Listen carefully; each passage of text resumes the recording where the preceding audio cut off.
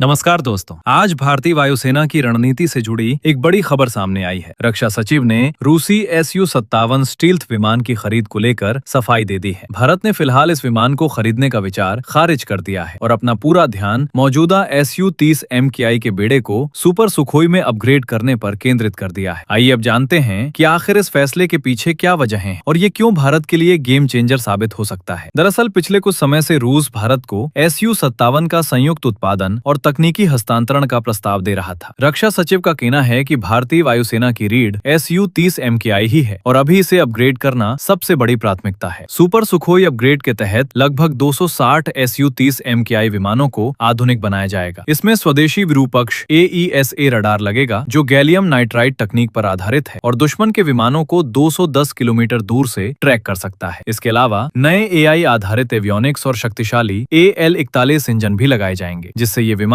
चौथी पीढ़ी से 4.5 प्लस पीढ़ी का बन जाएगा और 2050 तक सेवा दे सकेगा। अब सवाल ये उठता है कि भारत ने 5वीं पीढ़ी के स्टिल्थ विमान को नकार कर पुराने विमान को ही क्यों चुना।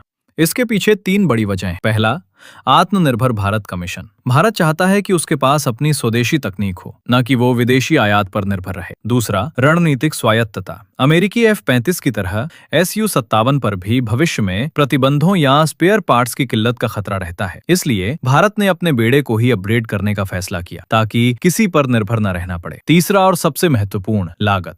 SU-57 की कीमत लगभग $100 मिलियन प्रति विमान है, जबकि SU-30 MKI को अपग्रेड करना कहीं अधिक किफायती है। भारत इस पैसे का इस्तेमाल अपने स्वदेशी AMCA प्रोजेक्ट को तेज करने और तेजस MK2 की प्रोडक्शन लाइन को बढ़ाने में करना चाहता है। रक्षा सचिव का यह बयान साफ करता है कि भारत अब अपनी ताकत पर भरोसा करना सीख गया है और मेक इन इंडिया को सच्चे अर्थों में लागू कर रहा है। तो ये थी भारत की नई रणनीति, जहां SU-57 का सपना फिलहाल टाल दिया गया है और सुपर सुखोई को हरी झंडी दिखा दी गई है।